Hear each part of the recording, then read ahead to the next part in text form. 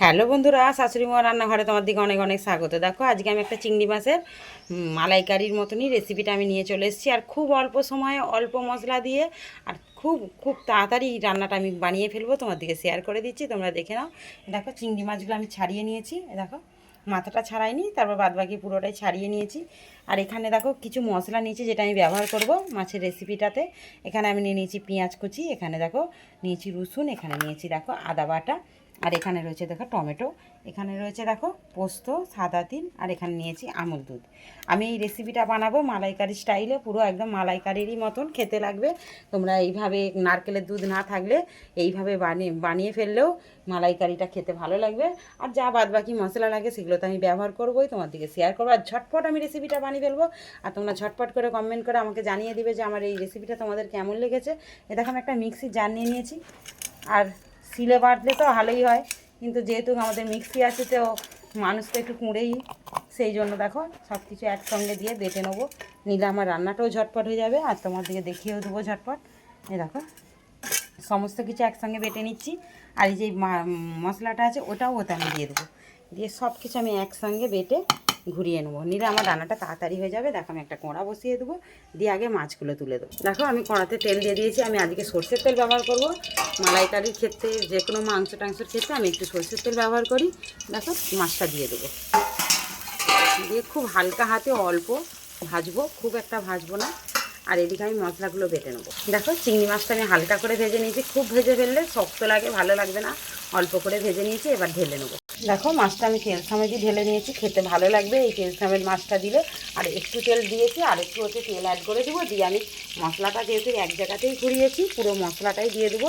আর ফোড়নের জন্য আমি ব্যবহার করবো একটা শুকনো লঙ্কা আর একটু কালা জিরে, আর কিছু দেওয়ার প্রয়োজন নেই, এই দুটো জিনিস দিলেই হয়ে যাবে। দেখো ফোড়নটা একটু নাড়া চেড়ে হয়ে গেলে আমি হচ্ছে মশলাটা দেবো। দেখো ফোড়নটা আমার এখানে হয়ে গেছে, আমি মশলাটা ঢেলে দেবো।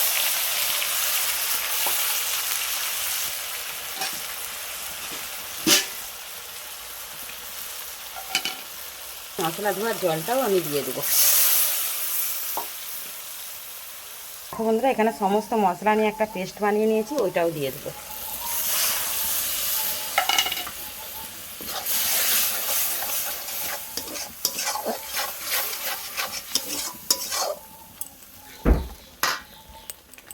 দেখো এবার যে আমুল দুধটা নিয়েছি ওটাও আমি গুলে নেবো, তার আগে মাছটা ভালো করে মশলার সঙ্গে আমি কষিয়ে নেব। যে মশলাটা আমার হয়ে গেছে ওর সঙ্গে আমি কিছুক্ষণ চিংড়ি মাছটা কষিয়ে নেব। দেখো মশলার সঙ্গে আমি ঢাকা দিয়ে দিয়ে কষিয়ে নিয়ে তোমার দিকে আবারও শেয়ার করব। দেখো বন্ধুরা বেশ খানিকক্ষণ ঢাকা দিয়ে দিয়ে আমি মাছটা কষে নিয়েছি।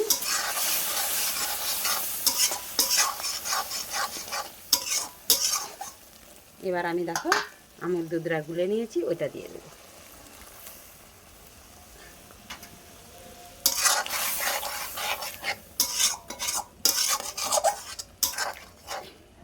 দিয়ে বেশ কিছুক্ষণ ফুটিয়ে নিয়ে এবার আমি ওতে দিয়ে দেবো দেখো গরম মশলা, দিয়ে চাপা দিয়ে দেবো। কিছুক্ষণ ফুটিয়ে নিয়ে আমি কাই নামিয়ে নেবো, হয়ে যাবে আমার চিংড়ি মাছের সহজ পদ্ধতিতে মালাইকারি। দেখো বন্ধুরা হয়ে গেছে, নামিয়ে নিয়েছি, কত সুন্দর দেখতে হয়েছে, দেখো খেতেও খুবই খুবই সুন্দর। তোমরা এইভাবে বাড়িতে ট্রাই করে দেখো, নারকেলের দুধ না থাকলেও এইভাবে তোমরা বানিয়ে নেবে। অনেক অনেক ধন্যবাদ।